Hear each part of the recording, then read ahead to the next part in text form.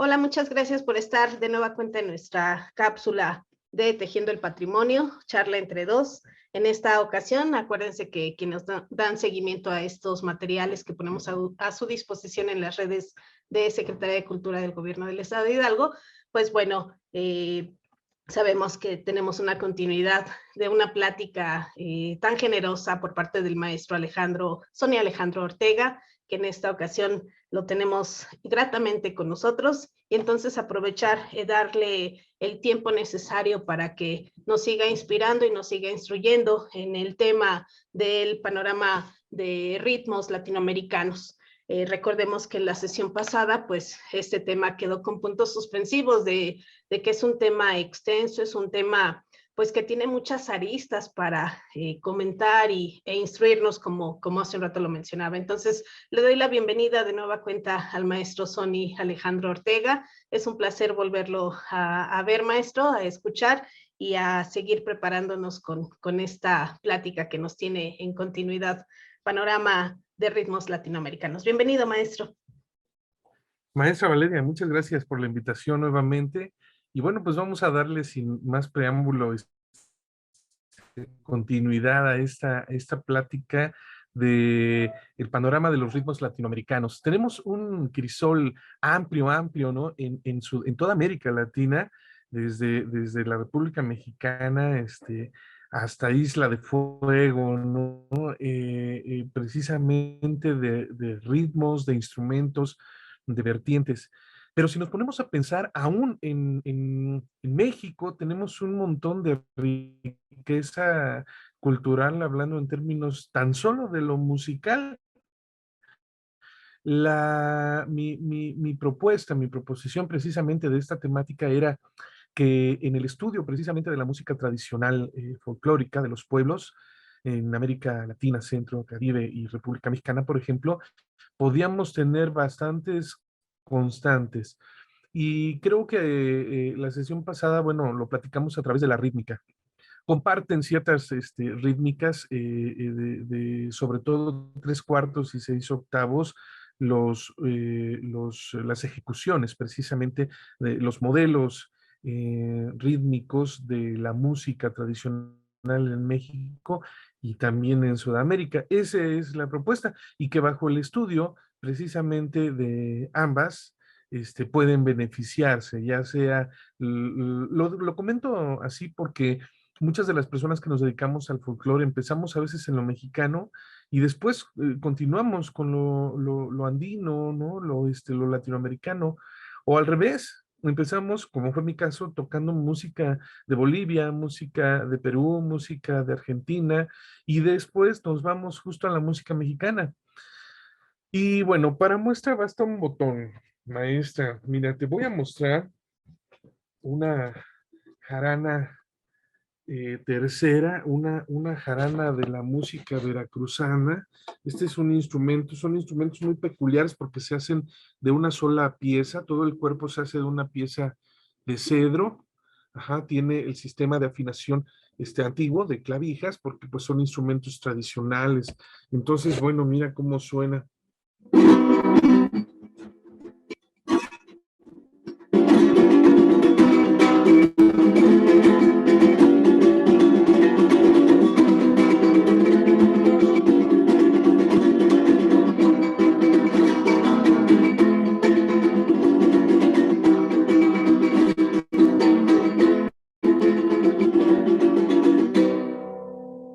Por ahí tenemos el sonido, ¿no? De la guitarra tercera o de la jarana tercera, y podemos escuchar la cantidad de movimientos que es la mano derecha hacia acá. Bueno, pues eso le llamamos de forma común, le llamamos mánicos.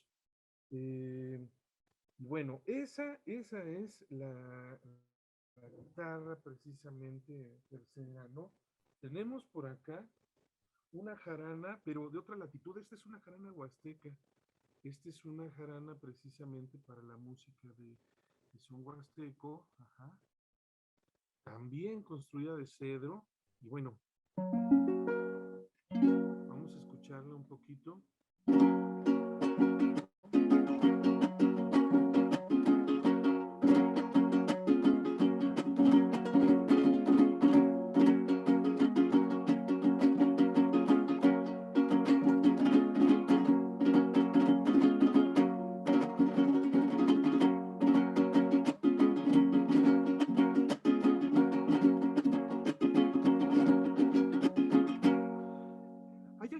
pasa con estos instrumentos? Estos instrumentos tienen el común denominador que son instrumentos mestizos, son instrumentos que se originan precisamente después del contacto, del choque cultural precisamente con España, por una parte, y también con la cultura negra, ¿no? Por otra. Entonces, muy correctamente, muy políticamente correcto, llamado ahora afrodescendiente, ¿verdad? Pero bueno, es la cultura negra. Junto a esas dos raíces más la indígena, pues realmente hay un mestizaje de la cual somos productos de todas las personas de forma contemporánea, ¿no? Hablando en términos, pues de la academia. Ahora, estos instrumentos fueron creados a imagen y semejanza, son totalmente mestizos, ¿no? Son de esta raza mexicana que se gesta en ese proceso, que me hace recordar mucho precisamente el libro de Los laberintos de la soledad de Octavio Paz, en donde habla de esta sociedad de pachucos, ¿no? De gente que es hija de migrantes, pero que ya nace en Estados Unidos. Entonces, más concretamente por ahí del este de Los Ángeles, entonces que es una situación en donde, a pesar de ser norteamericanos, bueno, no son reconocidos como tales necesariamente, pero tampoco su raza los reconoce. Entonces es como una raza que se gesta con todas esas problemáticas, ¿no? Y está como entre la espada y la pared. Lo mismo pasa, yo me imagino de repente toda esta sociedad mestiza después de la etapa pues colonial, ¿no? En México, que empieza a estudiar inclusive música, o sea, ya pasaron muchos años, ¿no? De la catequización, pero esta sociedad que comienza precisamente a ser o a tratar de ser parte de una sociedad totalmente mestiza, ¿no? En donde pues tienen que hacer, ya no son totalmente indígenas, ni siquiera en un mínimo porcentaje, ya no son tampoco peninsulares, ¿no?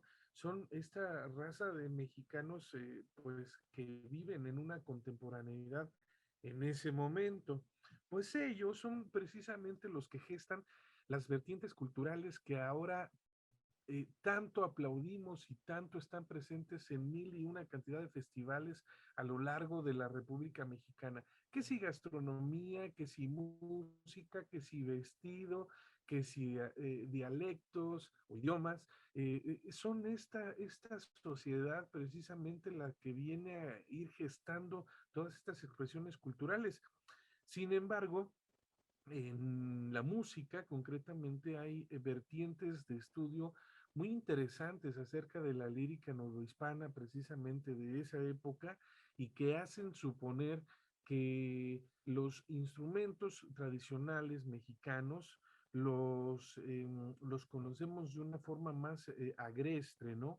Comúnmente más agreste dentro de su funcionalidad, dentro del papel que cumple, ¿no? A nivel pues cultural en cada una de sus regiones. Sin embargo, hacen suponer estas líneas de investigación que hay una parte no tan trabajada, ¿no? El mismo instrumento te permite hacer cosas no necesariamente que son propias o no conocidas dentro del género, pero sí que se pueden integrar.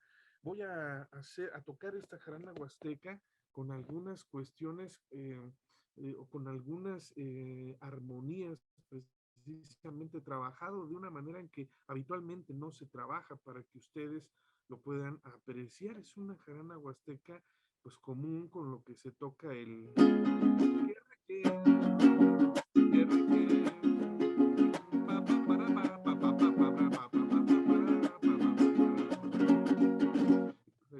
lo podemos escuchar de una forma muy común, pero ahora escuchen esto, por ejemplo, esto más o menos se lo copié al maestro Eloy Cruz. Él es el que, alguno de los estudiosos precisamente de estas vertientes de música.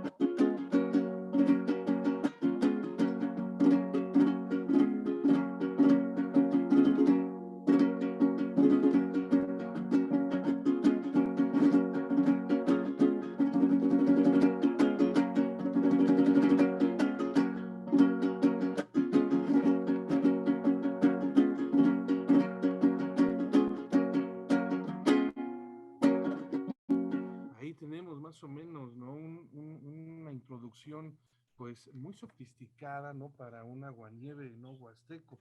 Uno de los pocos sones precisamente atravesados, ¿no? Se llaman.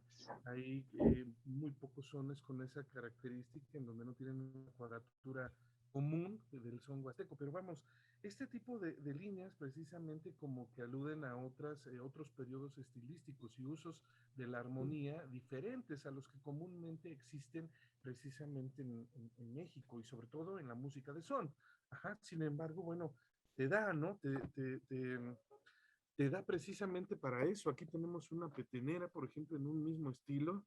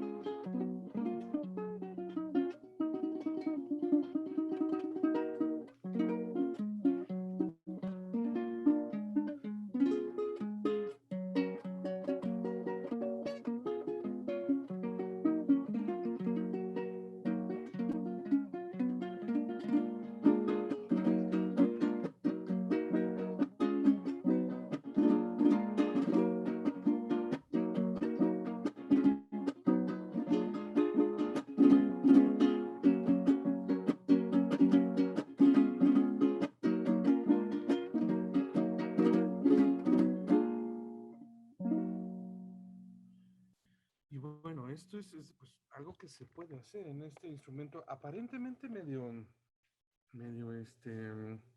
medio limitado, ¿no? Sin embargo, sus 5 cuerdas y la afinación que tiene sí nos permite hacer ahí unos juegos muy interesantes de armonía y de melodía. Y para acabar de presentar este triunvirato de instrumentos muy, muy característicos en México, voy a presentarles esta, que bueno, pues es la vihuela de origen coculense. Esta vihuela tiene una situación muy especial, ¿no? Si nos damos cuenta de la jarana huasteca, bueno, solamente se utiliza en la música huasteca. La jarana veracruzana, de repente un poco en Tizla, ¿no? Un poquito también. Pero este instrumento, que es uno de los pues, muy populares por el mariachi, en realidad se utiliza en 3 zonas muy importantes de la República Mexicana. O sea, estamos hablando de que el panorama latinoamericano, musicalmente hablando, es muy rico. Y si nos centramos solamente a través de los instrumentos, nos vamos a dar cuenta que en México también tenemos una riqueza súper interesante. Este instrumento, esta vihuela, que es obviamente por ahí, pues aquí tenemos la influencia del laúd árabe, ¿no? Este abombamiento que tiene, al igual que su hermano mayor, el guitarrón. Ajá. Bueno, pues se utiliza, por ejemplo, en Michoacán con estos ritmos y ahí vamos a volver a lo mismo de los mánicos, ¿no? De las dinámicas que hace la mano derecha y que suena más o menos así en Michoacán.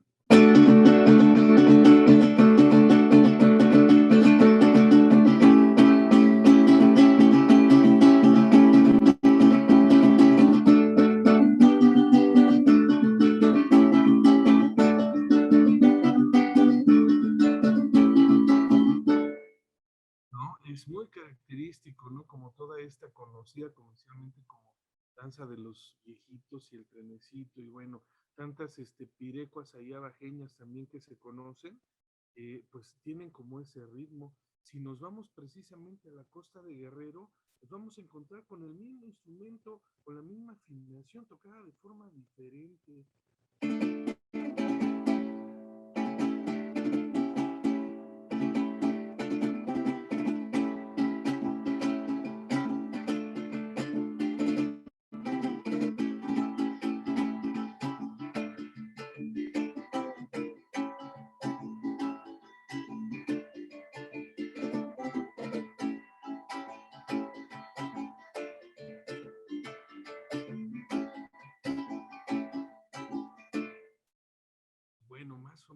ahí hay un patrón rítmico que utiliza precisamente los mismos compases. Estamos viendo los mismos compases de 6/8 y de 3/4 utilizados en los tres instrumentos en distintas expresiones musicales tan solo del país. Ahora, si nos vamos a la estampa más conocida de este instrumento, que es la de Jalisco, vamos a encontrar algo similar.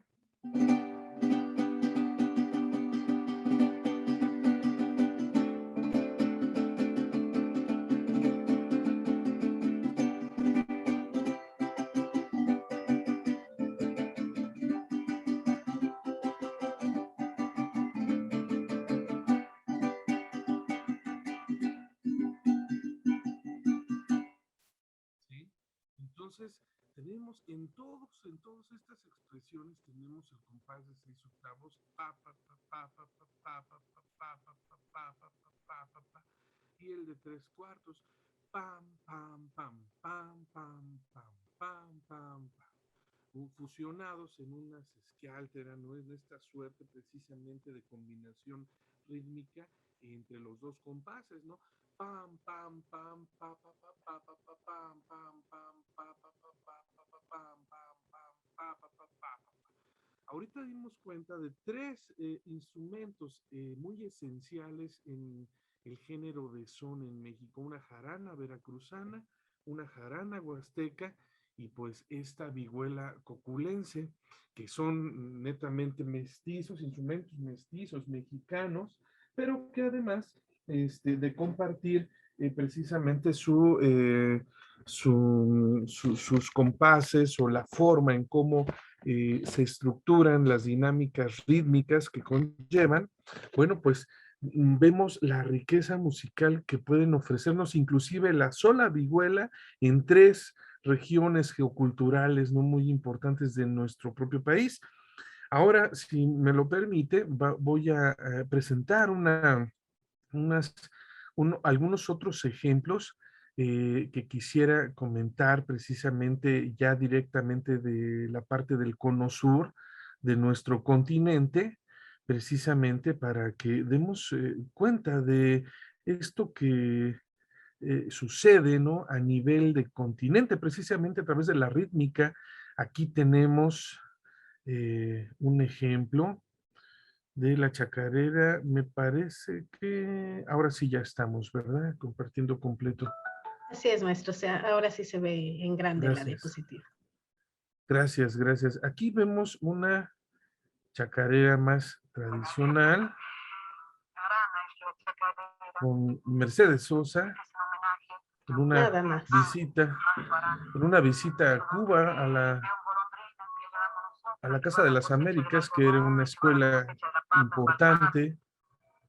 Por ahí vimos a Carlos Puebla, ¿no?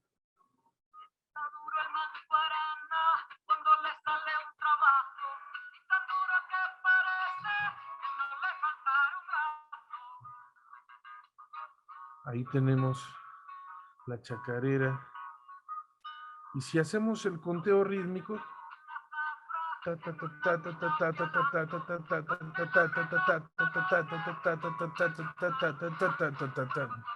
ahí tenemos bien marcado el 6/8. Y es un ejemplo de Argentina.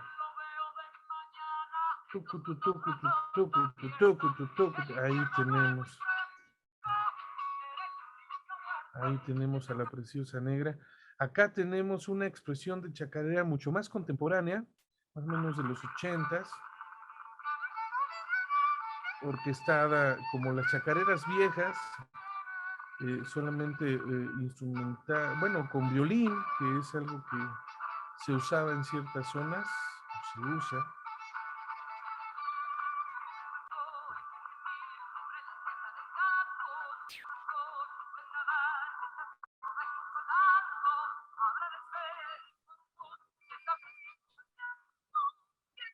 Igual el conteo.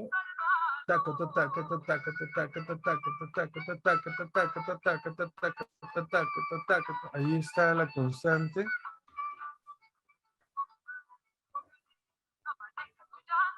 Puede asociar, maestro, viendo la batería, ¿verdad? Ahí en ese video. Ajá.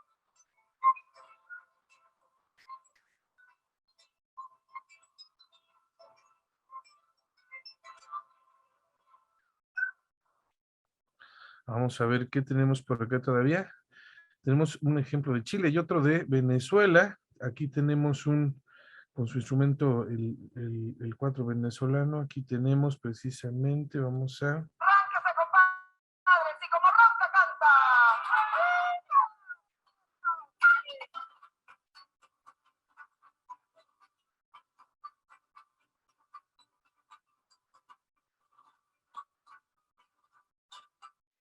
un golpe venezolano, el golpe tocuyano.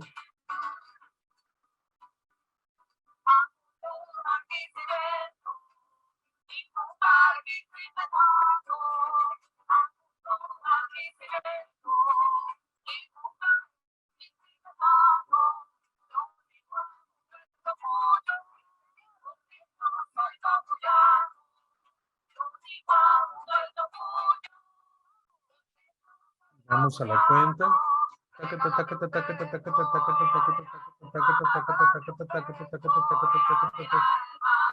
Tenemos ahí otro beat, pero conserva la característica rítmica, ¿no? Por acá el baile nacional precisamente de Chile, que es la cueca.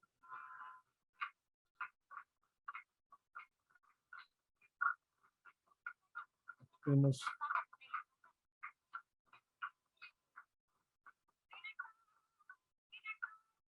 a Isabel Parra y a Violeta Parra.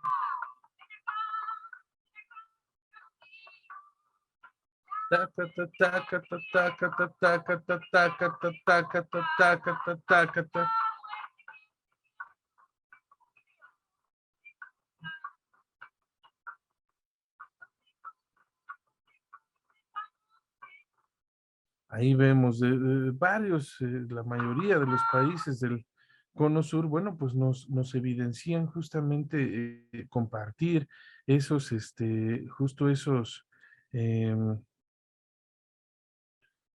pues esas figuras rítmicas, esos compases, maestra. Y bueno, pues queda ahí precisamente la reflexión acerca de la utilidad justamente de del estudio de la música latinoamericana, ¿no? Tal cual, lo que nos permite el desarrollo técnico para los melómanos, la gente iniciada o los ya más avanzados, que gustamos justo de este mundo de la música tradicional. Entonces, bueno, digo, hay hay otras latitudes súper interesantes que utilizan instrumentos muy similares. El requinto jarocho se parece mucho, inclusive la afinación al timple canario, ¿no? Al machete, que es un instrumento, así se llama, que es un instrumento de Portugal también, pero ese sería tema de otra conversación, ¿no? Estas similitudes organológicas, ¿no? Pero vamos, lo que ahora quería complementar con nuestra primera parte justo de esta charla entre dos era justo esta parte de la riqueza que se comparte en los patrones rítmicos en toda América Latina, ¿no? Y cómo podemos, cómo podemos aprovecharlo justo como estudio, y acondicionamiento en el sentido técnico para los ejecutantes. ¿Qué te parece, maestra? No, pues bien interesante, maestro. Y ya esta lista que hemos estado generando de los temas por venir, pues se van agrandando y eso me encanta porque, pues, si bien se entiende que la música es algo inacabado por la humanidad, o sea, entre más generaciones vengan y estén presentes, pues tendrán sus propios ritmos y sus propias formas de manifestar en los sonidos que por la época y las tecnologías pues van haciendo innovación también o haciendo uso del pasado para traerlo al presente. Entonces, pues esto del machete portugués, pues lo tenemos aquí en el tintero para que le des con mucho gusto, maestro, la continuidad a estos temas. Pues a mí la verdad que sabes que soy bien preguntona, ya tienes constancia Adelante, de adelante, ello. maestra. Entonces, tengo aquí mis notas para también estar al pendiente de cosas que se van dando a lo largo de tu rica plática y que era bien necesario hacer esta segunda etapa de conversación con respecto a esta temática de estos ritmos, pues que nos dan también identidad en América Latina, ¿no? Entonces, Yo estoy muy agradecida por esta continuidad del tema. Y como músico, maestro, en algo muy técnico, yo creo, sufren las manos cuando se toca. Me imagino que al principio es una etapa de dolor, de que los músculos se vayan acostumbrando, pero la pregunta también va en relación al cuidado que se debe de tener a las uñas. Si yo como ama de casa en algunas acciones, por ejemplo, de pelar un ajo y se va la uña, se levanta, qué dolor. Al inicio de la música hay cosas así que uno debe de también estar consciente que los músicos tienen estas etapas. Sí, por supuesto, maestra. Al principio sí se padece mucho. La mano izquierda, o en este caso para todos los diestros, la mano izquierda, pues ya no duele después de tal vez, no sé, dependiendo de la constancia que le des, pero por ahí así tal vez después del primer año, pues ya se acostumbran tus dedos a estar así. Mira, hasta los voy a acercar en la cámara. Ya tienen unas callosidades ahí constantes, ¿no? Que de hecho te voy a confesar, cuando pasa el tiempo, o sea, estas callosidades, como cualquier parte de nuestra piel, se van regenerando, ¿no? Se cae y se va regenerando. Entonces, al momento en que nosotros tocamos ya después de un tiempo, ya no nos duele, ¿no? Ya están formados estas callosidades y bueno, podemos estar como en mi caso, tocando instrumentos de un solo orden, o de dos, o de tres, como el tiple colombiano, que tiene órdenes triples, y bueno, son de metal, de nylon, etcétera. Entonces, pues ya no te duele. Cuando de repente, como en esta pandemia, no hay mucho trabajo, ¿no? O se llegó el momento en donde sí no hubo absolutamente nada, estas callosidades pues no se están renovando, entonces empiezan a ser más protuberantes, ¿no? ¿Y qué crees? Con la temperatura, con el frío, duelen. Entonces tiene uno que estarlas limando o estás ahí Mm, quitándolas con un corta sí, uñas, porque tener su sí cuidado. duelen. Y en el caso de la mano, yo me acuerdo mucho, esta es mi mano derecha, sí, son mis uñas propias, solamente en la época en donde tuve demasiada actividad, sí me puse uñas de acrílico, en estos tres dedos que son los que impactan más, Mira, qué bien. pero ya tiene mucho que no, y eso porque pues lo mismo tocaba instrumentos de metal, bueno, de cuerdas de metal que de nylon, el arpa, ¿no? Y entonces, bueno, sí tenían que estar como muy en óptimas condiciones.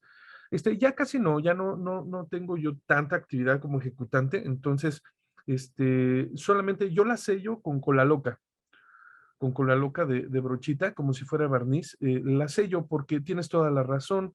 La uña, nada más el contacto con estarte lavando las manos, se reblandece, entonces eso hace que no crezca o que fácilmente sea quebradiza y todo. Yo lo único que hago es sellarlas con cola loca, y ya, sin problema, mientras no estén en contacto con la humedad directamente, ya así con la capa de cola loca que yo les pongo, con eso es más que suficiente. Y fíjate que es un tema súper importante, ¿eh? Los guitarristas tienen un montón de hábitos mucho más especializados todavía, de hecho, porque también al mismo tiempo que cuidan sus uñas, o sea, que no tengan aristas, que estén totalmente alisadas de la punta, lo que hace incidencia, porque eso cuida y hace durar más también su encordadura. Un guitarrista profesional, en tanto el estudio y el trabajo, no le duran más de 2 meses una encordadura, 2 meses. Y son encordaduras en donde, bueno, pues ya tienen un nivel profesional, ya no utilizan una encordadura así como común, ¿no? Que oscila en unos 200 o 300 pesos. Ya utilizan encordaduras que cuestan 700, 900 pesos. Entonces, imagina, estar también todo un tema, ¿eh? También eso de los insumos, la compra de los insumos, estarte gastando unos 700 pesitos, ¿no? Sí, claro, cada 2 meses, no, pues hay que tener hartos conciertos también. Pues sí, ¿verdad? Como hay Pero sí, temas maestra, al principio sí se padece. aledaños que uno pierde de vista. Y yo creo que también es bien Sí, hay un importante montón de conocer temas este ahí. tipo de situaciones. Digo, también tengo preguntas, por supuesto, con respecto directamente al tema que nos hiciste favor hoy de complementar, pero viendo tus manos, viendo estos, intentando seguir los mánicos que nos mencionas, pues uno también, viendo a detalle, pues también hay que valorar esas partes técnicas y cuidados directamente ahora de tus instrumentos también, ¿no? Me refiero a lo que es tuyo y lo que te permite eh, poder tener esta posibilidad de tocar los instrumentos. Maestro, cuando nosotros vemos esta variedad de instrumentos musicales como los que nos muestras de los tipos de jarana, uno pensaría que también existen, que los instrumentos van acorde a las edades. Me imagino que así como hay charangos y las jaranas estas tan variadas que nos muestras, hay un apartado importante para los niños, las niñas, los adolescentes, que por tamaño también hay instrumentos acorde a edad. ¿Estoy en lo correcto o cómo es ese tema, maestro? Porque me imagino que para quienes no tienen el conocimiento como yo, como una servidora, en los nombres técnicos y en estas situaciones que solo visualmente podemos notar la dimensión, el tamaño, el volumen de los instrumentos, pero me imagino que hay propios para cada edad, para adultos y para infantes. ¿Nos puedes platicar al respecto, por Sí, favor?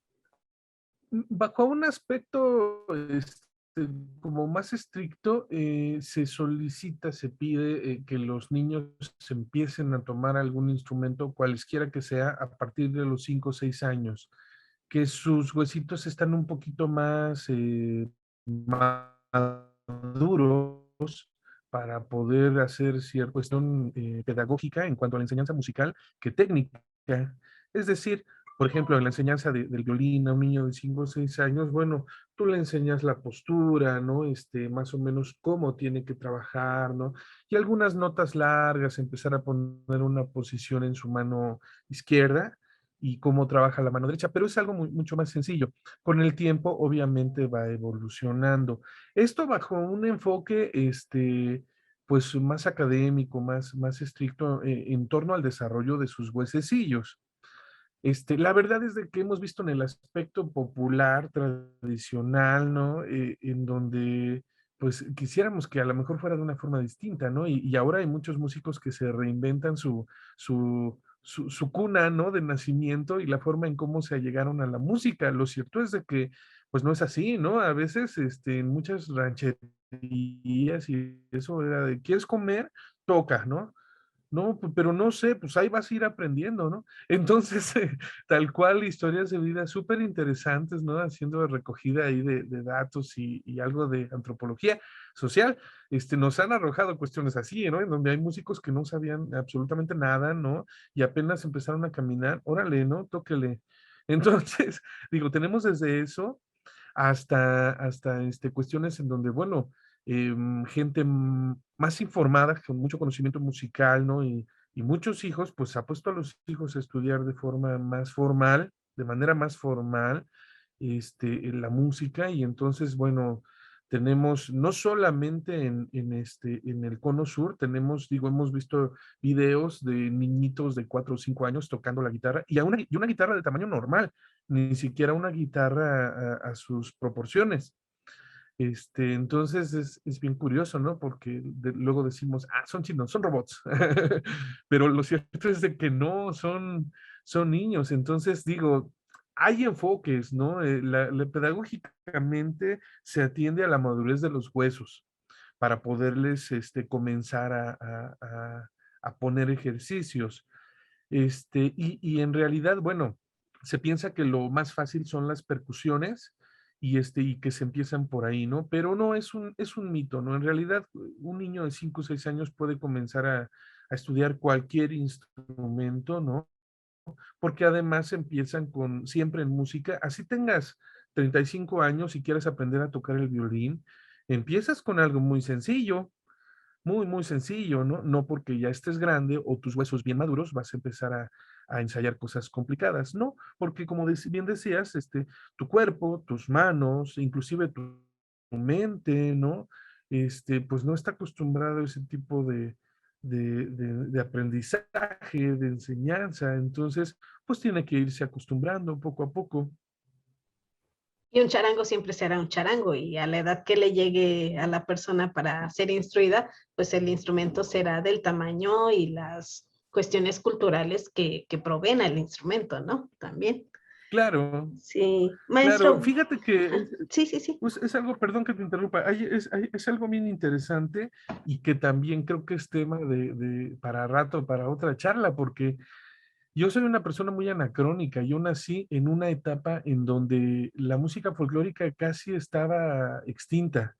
La música tradicional y sobre todo del cono sur, ¿no? La música boliviana, la música chilena, la argentina, tomó mucha fuerza en los 60s, en los 70s, gracias a los sindicatos que hubo en Sagún, aquí en el Estado de Hidalgo, me refiero, tomó mucha fuerza porque hubo mucha gente exiliada que llegó en esas épocas de las dictaduras militares en el Cono Sur, y mucha gente llegó a Hidalgo y a muchos otros estados. Entonces, ayudaron a crear sindicatos, daban clases precisamente porque venían con toda esa impronta, ¿no? Un poco de las ideas de la injusticia social, precisamente los golpes militares, ¿no? Y venían con toda esta ideología un poco entre marxista, ¿no? Y esta filosofía también de izquierda.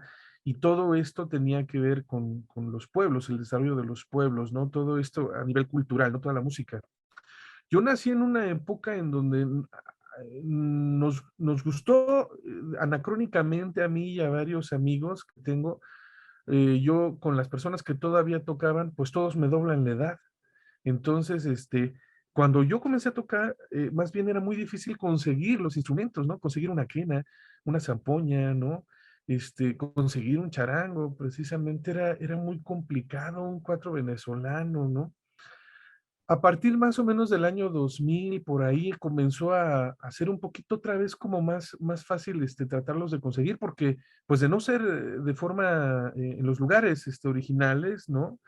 Pedir un charango, pero pues pedirlo a Bolivia, ¿no? Unas quenas, pues también, de no ser así, era muy complicado, ¿no? Entonces, eso también tiene que ver mucho con esta cuestión de los instrumentos. Y es algo muy interesante, ¿no? Que tiene que ver con el desarrollo de la historia. Digo, todo el conocimiento, el imperio griego y el imperio bizantino tenían un montón de conocimiento de la física, ¿no? A través de los acueductos le daban un cauce maravilloso al agua, por ejemplo. No se explica por qué tantos problemas de tantas infecciones en la etapa medieval, que fue posterior, ¿no? Si no es que precisamente pues se perdió ese conocimiento. Son de repente lagunas o espacios ahí en donde tanto desarrollo que sí tenían anteriormente, de repente se pierde, pues por las convulsiones, ¿no? Las guerras ideológicas y también de muchos tipos.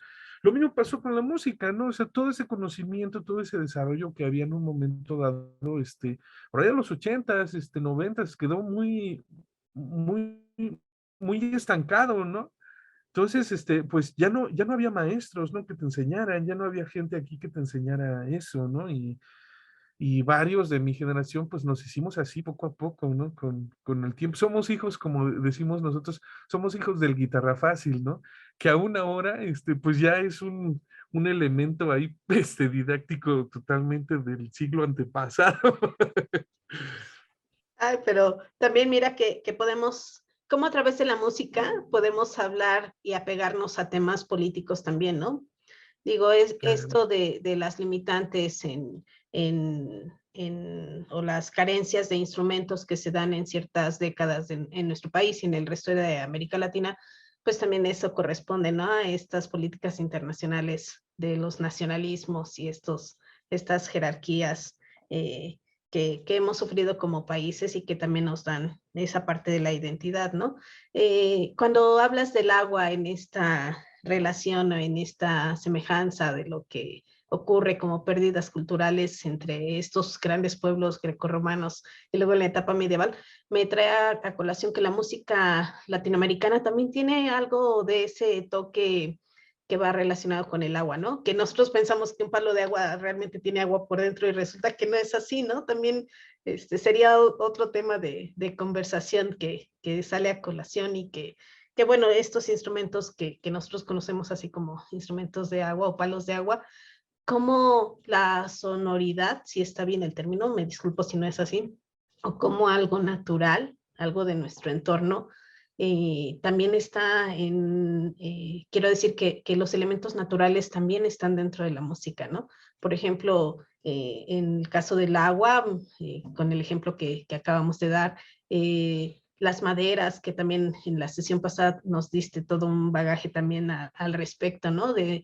en esta ocasión también retomamos algunos elementos en donde las jaranas, en donde la vihuela, de cierto tipo de maderas, pues finalmente es ese medio natural que provee y que se hace música, ¿no? A través de esos elementos. Y son temas bien bonitos que también nos van asociando a la geografía, a las latitudes.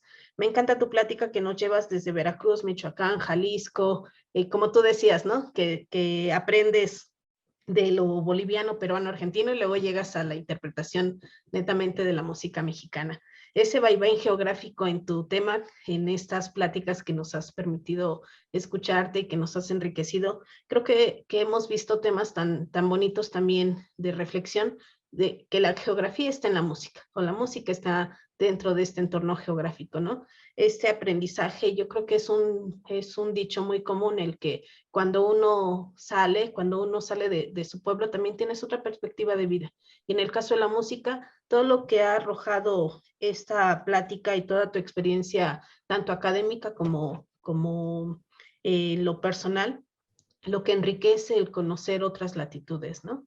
Esa importancia de abrir bien los ojos a los lugares a donde vaya uno, creo que nos da otra perspectiva de vida. Y en la música lo podemos ver con estos grandiosos temas que nos has dado a conocer, y que viajar tan solo en la República Mexicana o viajar al interior de nuestro continente americano, toda la riqueza patrimonial en lo inmaterial que nos deja a nosotros como individuos, como personas, este enriquecimiento que a través de la música puedes conocer otras latitudes y entender, como el tema que hace un rato mencionábamos, ¿no? La política internacional que se da y que bueno, también viene a colación, ¿no, maestro?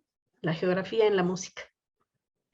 Y la filosofía, maestra, esto que acabas de mencionar es bien interesante porque los primeros filósofos en el desarrollo justo de lo que es mito, magia, religión y todo esto, los primeros filósofos como tal son naturalistas. Entonces, pues ahí está la importancia, lo cual quiere decir que es algo muy humano, a eso voy. Es algo muy humano la consideración de los elementos de la naturaleza para la creación, pues en general, de todas las artes, porque primero las preguntas antes del quién soy, qué hago aquí, ¿no? Fueron más bien hacia afuera, ¿no? Antes de ser introyectadas, ¿no? Fue, ¿qué es eso? ¿Eso qué hace? ¿Para qué está ahí? ¿No? ¿Cuál es su propósito? Entonces, de hecho, los primeros filósofos como tal son naturalistas, justo, ¿no? Anaxímenes, Anaximandro, ¿no? Todos los que decían que tenía que ver toda la vida, unos con el fuego, otros con el agua, precisamente, ¿no? Pues es justo eso que acabas de mencionar, es muy interesante, ¿no? Muy interesante. Maestro, gracias. Me viene a colación el tema de esto de la fusión musical con cosas del pasado y el presente, y que nos mencionabas durante la plática que en México no se da tanta fusión con estos sonidos del pasado, ¿no? Cosa contraria en el resto de América Latina, en donde sí se nota que hay fusión en esas temporalidades musicales. ¿Crees que esto se debe a esta pues, cercanía geográfica que tenemos con Estados Unidos de Norteamérica, con estas influencias también? Hoy en día es un tema súper importante, y más para quienes, por ejemplo, tenemos hijos de la edad. Música asiática pareciera que es lo de hoy para nuestra juventud. ¿Crees que estos elementos externos sean parte importante para que no exista esa una cantidad mayor de fusión de músicas del pasado con el presente tan solo en México? Sí, yo considero que sí, maestra. Como decía Porfirio Díaz, ¿no? Estamos tan lejos de Dios y tan cerca de los Estados Unidos.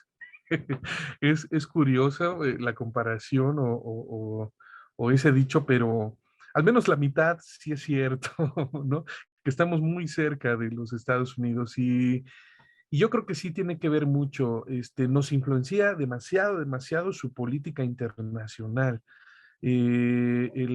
Ahora, con el desarrollo de la escuela mexicana, pretenden supuestamente quitar los vicios neoliberales, supuestamente, ¿no? Entonces, me parece algo súper cuestionable, ¿no? ¿Cómo lo van a hacer? Es cuando la política internacional es esa, ¿no? Y es una vertiente y es una constante en los tratados de libre comercio que se han tenido por años, ¿no? De México hacia el exterior. Entonces, bueno, es una situación que no es mi materia ni me interesa andar en ello. Lo que sí creo es que sí tuvo que ver nuestra generación, ¿no? Nosotros vivimos, por ejemplo, la caída del muro de Berlín, ¿no? Y unas circunstancias bien interesantes que a nivel, no vamos a decir solamente político, ¿no? Insisto, no es mi área, pero a nivel ideológico tienen que ver mucho, mucho con el desarrollo a nivel de subjetividad de estos sujetos, ¿no? Que de repente quieren estudiar cosas que nunca, nunca se habían visto antes, ¿no? Es decir, sí tenemos una parafernalia, por decirle de alguna manera, que nos ofrece Estados Unidos de Norteamérica, como las series, como los programas, ¿no? Con todo este bombardeo de divertimento, vamos, ¿no? Pues, me acuerdo que mi mamá escuchaba La Tremenda Corte, ¿no? Y mi abuela Sí, también, ¿no? Y escuchaba a Martínez Serrano, y no quiero sí, decir que fuera muy bueno, quiero decir que era lo único. Y así es, sí. la globalización nos ha permitido un montón de cosas súper interesantes también, para nada quiero Sí. satanizarlas, son No, no, muy, no, muy para nada. padres, muy importantes, pero a la vez también nos ha influenciado un estilo de vida, un estilo de pensamiento que sí me parece también muy, muy cuestionable, al menos. Sí, sí, sí. Me hace recordar que, por ejemplo, yo recuerdo que cuando estudié el máster en historia, tuve varios compañeros, pues, de distintas latitudes de América Latina y en específico tenía un gran apasionante de la música de su nación, que fue un compañero de Brasil, y al platicar de los géneros musicales nos ignoraba ciertos ritmos que nosotros para aquí en México era lo común, lo cotidiano, lo de moda. Y entonces pues en las clases de historia salían a relucir estas políticas internacionales que de alguna u otra forma limitaban no solo el que no hubiera ciertos instrumentos, y que te estoy hablando del 2004, 2003, y que se den estas situaciones todavía para estas épocas, pues es sorprendente, ¿no? El que ciertos grupos o ciertos géneros musicales tengan mayor impacto, pero también por estas cuestiones económicas capitalistas que existen, ¿no? Entonces, grandes temas que surgen con la música. Me gustaría que retomáramos lo de tu plática, maestro, en el sentido de los géneros musicales. Nos mencionaste, por ejemplo, el guayno, que es una, sí pronuncié bien, guayno, Sí, sí, está como bien. género musical. Sí, También, claro. por supuesto, el carnavalito, tan que uno se prende, así como cuando escucha uno un guapango, así se prende uno con el carnavalito. En el caso de carnavalito, ¿es género musical o porque ponías en tu presentación ritmos tradicionales también, ¿no? ¿Y qué diferencia hay entre género musical y ritmos y música tradicional para quienes ignoramos de estos temas? Bueno, el carnavalito es un ritmo precisamente que se toca en Bolivia, en Perú, ¿no? Así se llama el ritmo, carnavalito. Lo que conocimos por ahí de los 90 o el 2000, ¿no? Este famoso carnavalito de ta ta ta ta tan, ta ta ta ta tan, ta ta ta ta tan, tan, tan, es la pieza, ¿no? Y así se llamó. Pero el nombre en realidad es el humahuanqueño. El nombre de esa pieza es el humahuanqueño. el ritmo es carnavalito, ¿no? Ahora, esto viene de la historia de Francisco Pizarro, si no mal recuerdo, es quien coloniza Bolivia, quien invade, ¿no? Bolivia. Y el yarabí era una danza precisamente muy tocada. Los yarabís eran danzas, ¿no? Que sonaban así. Justo esto es un yarabí.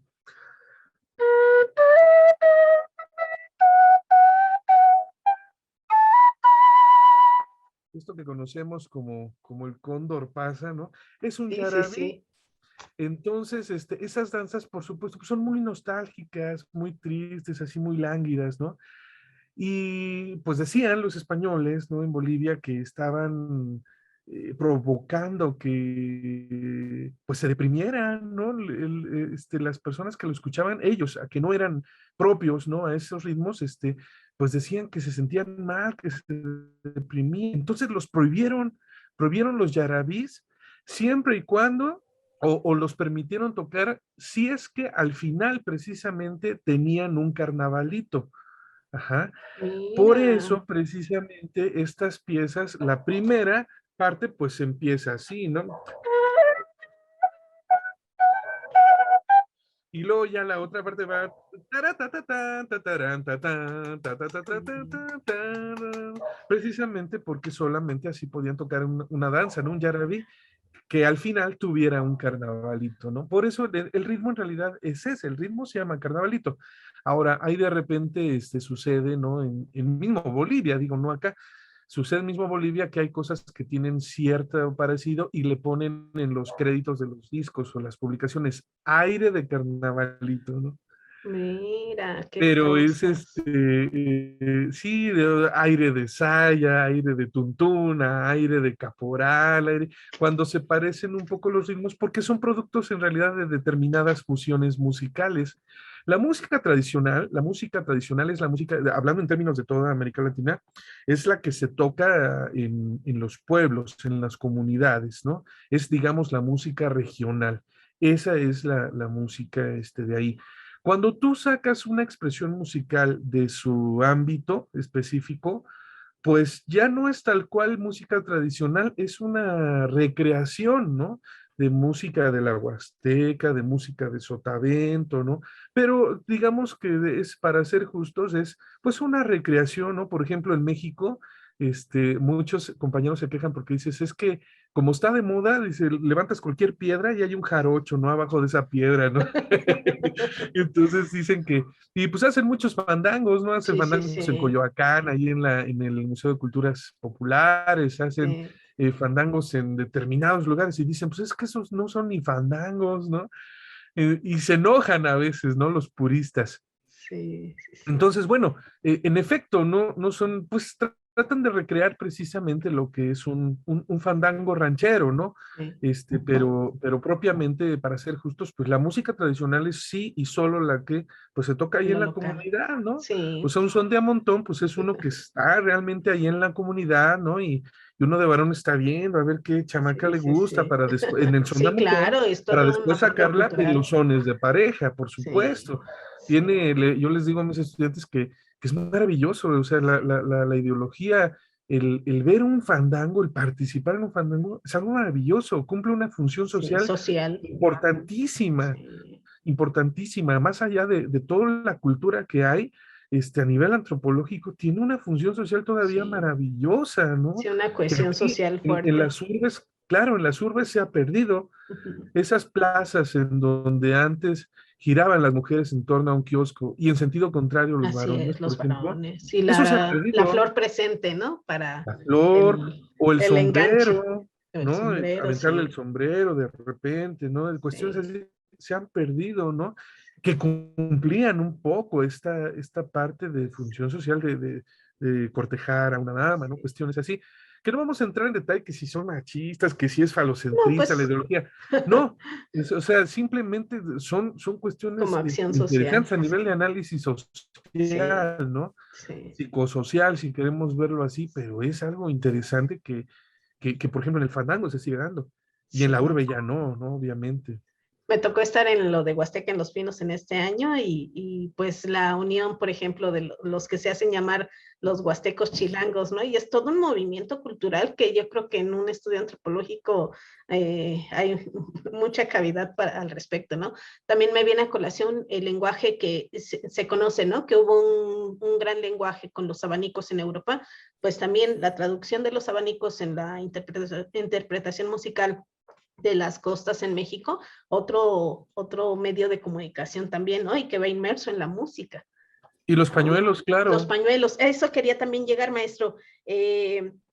También esta situación de lo geográfico para entender cómo en ciertas partes, como fue en el caso de la Nueva España, cómo es que en la Costa Chica, que tenemos esta gran aportación cultural de la cultura negra que hace un rato mencionabas, pues cosas similares les pasa en Chile, ¿no? Por eso también esta asociación de los ritmos africanos o de origen africano, la implementación de instrumentos también en esas costas chilenas y en donde pues es todo un boom cultural también que hoy tenemos que concebir que existe, que el valorarlo, el conocerlo y el hacer difusión como Grecia, tu plática nos haces esta gran puntuación, ¿no? Como los ritmos de origen africano son una parte vital para nuestra música tradicional de las costas, sobre todo, ¿no?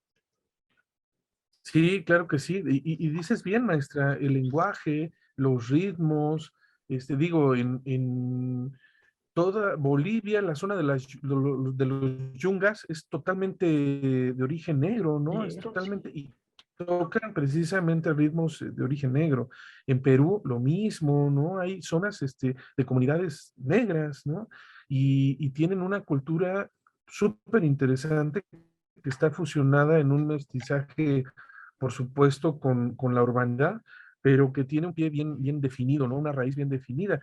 Lo que pasa justo en las costas, en México, en las costas de Guerrero, de Oaxaca, pues es precisamente muestra de ello, ¿no? Te digo que la fiebre del oro los hace subir, ¿no? Los años 20, ¿no? Hasta California. Y bueno, de repente todos los que se quedan ahí, pues influencian, ¿no? En esas costas mexicanas, el nacimiento de bailes, de ropa, de léxico, precisamente. Pero no solamente pasa ahí, ¿eh? Por ejemplo, en el siglo XVI, XVII, ahí sí no me acuerdo muy bien, pero España le cede a Francia el territorio que ahora conocemos como Haití. Entonces, no pasa ni un siglo cuando los pobladores los expulsan, ¿no? Bueno, al organizarse y poderlo hacer, los expulsan.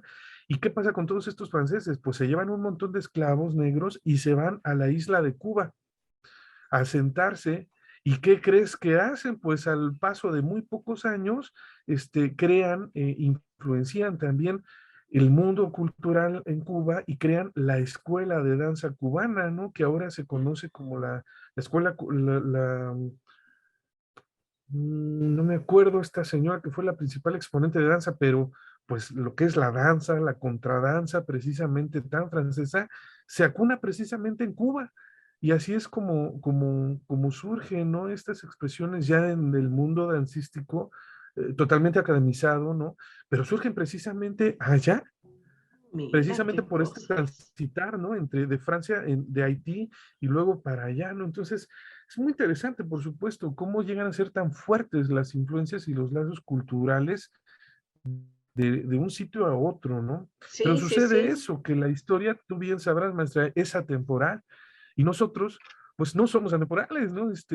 No en esencia, ¿no? Tendríamos que poder haber tenido acceso a toda esta cantidad de información tan interesante para que en la Edad Media pues hubieran tenido ese conocimiento del desarrollo pluvial, ¿no? Ingeniería pluvial, ¿no? Entonces, lo mismo pasa en todos los demás sentidos, ¿no? Toda la riqueza musical que podemos tener, pues de repente no nos llega, ¿no? Porque pues se perdió continuidad de repente ahí en cierta década, o se deformó, ¿no? En tal lugar, o sea, sucede toda esta cuestión bien interesante. Sí, maestro, me encanta que estos videos que nos muestras, pues también nos pueden hacer este clic visual con respecto a la indumentaria. Hace un rato mencionábamos lo de los pañuelos, ¿no? Que solo lo dijimos tal cual. Pero, por ejemplo, una chacarera no puedes entenderla tú también sin ese uso del pañuelo como un floreo, si me permiten decir el término, aunque sé que no es el correcto, pero cómo la misma indumentaria se va asociando a estos factores de danza, de ritmo, que se van traduciendo en bailes. El aplauso, también maestro, me gustaría que nos pudieras platicar de estas dos partes sumamente importantes, la vestimenta que va asociado con la música, con la danza y los aplausos. Nosotros cuando escuchamos algún aplauso en música siempre lo asociamos en una música de la parte sur de España, ¿no? Y siempre hacemos esa asociación con el contrarritmo de esas latitudes. Cuéntanos, por favor, ¿qué importancia tiene tanto Pues, la vestimenta como los aplausos en América Latina y en la música, por favor? pues vienen directamente como influencias extranjeras, ¿no? A veces los puristas tienen un sentimiento de ofensa muy grande, ¿no? Cuando uno dice estas cosas, ¿no? Así como en algún otro programa te dije que uno de los primeros en usar trajes de charro y diseñados por él mismo, pues era nada más ni nada menos que Maximiliano de Habsburgo, ¿no? Y luego la gente adinerada pues trató de irlos copiando, ¿no? Y todo. Y bueno, así es como surge el traje de charro, ¿no? Entonces, por supuesto que los charros, se les daría un patatús, ¿no? Pero bueno, históricamente así está registrado. Lo que pasa con el pañuelo y las vestimentas, los aplausos también, tiene que ver con toda esta influencia flamenca, ¿no? Andaluza también que tenemos, ¿no? Ahora, no es que los españoles la hayan desarrollado netamente. Ellos tenían mucha influencia de los alemanes y por supuesto de los moros. Que estuvieron tantos años en disputa justamente con los moros. Entonces, todas estas tradiciones culturales, ¿no? Que tienen que ver con estas expresiones que tú me comentas, tiene que ver con la influencia, ¿no? Extranjera, ¿no? Algo que se ve de afuera hacia adentro, pero que también hay cosas que de adentro hacia afuera vemos mucho, ¿no? Nadie pensaría que Brasil es el país con más densidad demográfica de vaqueros, ¿no? De lo que se conocen como pues la gente de rancho que cuida el ganado y todo. La mayor cantidad de vaqueros están en Brasil, no están en México, ¿no? Y toda la gente que trae, los gauchos, precisamente, pues son los vaqueros justo de la Pampa Argentina, ¿no? Y claro, y si nos vamos al análisis de la vestimenta, es súper interesante. Aquí los charros tienen las chaparreras, ¿no? Que son exactamente las polainas que traen los gauchos, ¿no? En Argentina, todo pantalón tan bombacho, ¿no? Que sirve para cuestiones de temperatura, ¿no? Para regularla, ¿no? Y para proteger también la prenda. Aquí en México se conoce hay un pantalón más alto que se llama pantalón de tapabalazo, ¿no? Que es para fajonearse, ¿no? Con machetes, ¿no? Y puñales y así lo utilizan para eso y para la faena. Pero pues allá también tienen esas vertientes. O sea, tienes toda la razón, la indumentaria tiene un papel súper importante, ¿no? En toda América Latina, ¿no? Hay cosas un poco similares o que al menos cumplen la misma función y que viene de la influencia extranjera, ¿no? Toda la utilización de los pañuelos tiene que ver mucho con esta reminiscencia, por supuesto, extranjera, ¿no? De origen europeo. Y lo usan, yo siento que también como una forma de humorística, ¿no? Que es otra de las teorías que yo encuentro en todo el desarrollo de la música, sobre todo de la música tradicional, de la música mestiza, ¿no? Este elemento del humor, ¿no? Eh,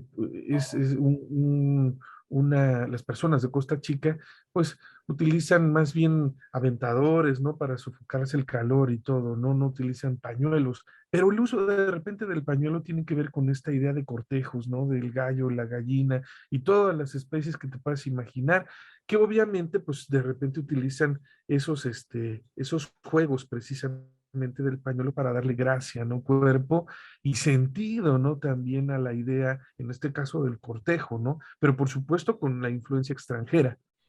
Sí, yo me imagino alguien del campo, ¿no? Que está con su ganado en las pampas argentinas y que, pues claro, la protección que tuvieron como necesidad para el cuello, por ejemplo, la cabeza, pues el trapo que se amarraba en el cuello era, pues, no solo para eso, ¿no? Sino también ya un aditamento propio para, como dices tú, el cortejo, un elemento, un instrumento que va, pues, por supuesto, de un origen de portar por una necesidad de trabajo, de oficio, pero cómo esto se vuelve a través de la música un medio también de socializar, ¿no? De estar enlazados con los demás con un paliacate en movimiento a ritmo de la música, a ritmo de lo que se escucha, a ritmo de lo que se baila. Entonces, la verdad que son temas muy bonitos y muy apasionantes y que yo creo que podemos dejar en puntos suspensivos nuevamente nuestras pláticas porque digo pláticas por la variedad de temas que surgen, ¿no? A raíz del tema central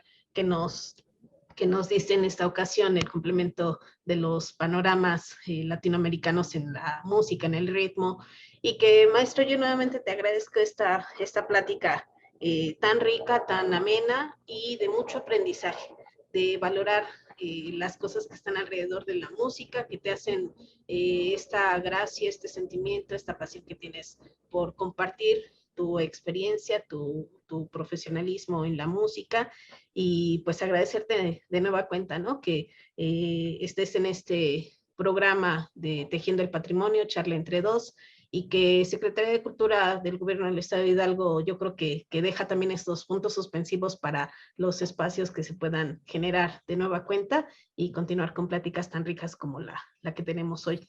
¿Gustas decirnos algunas palabras para el cierre de nuestro material en esta ocasión, por favor, para nuestro público? No, pues como siempre, maestra, es un placer para mí que me invite, ¿no? A compartir, como dices, pues un poco de mi experiencia.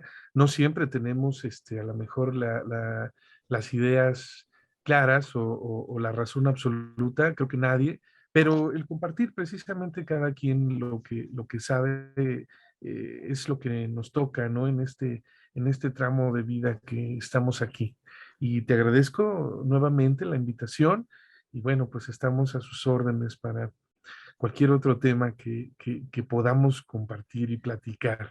Esta Maestro, charla entre... y antes de, no olvides por favor que nos puedas dar al menos las redes sociales en donde te podemos seguir, sobre todo sabiendo este trabajo que haces también con el trío de son cubano, con la música de mariachi del grupo que conformas de la Universidad Autónoma del Estado de Hidalgo. Siempre es bueno tener el contacto, el enlace con nuestro público, si nos haces favor.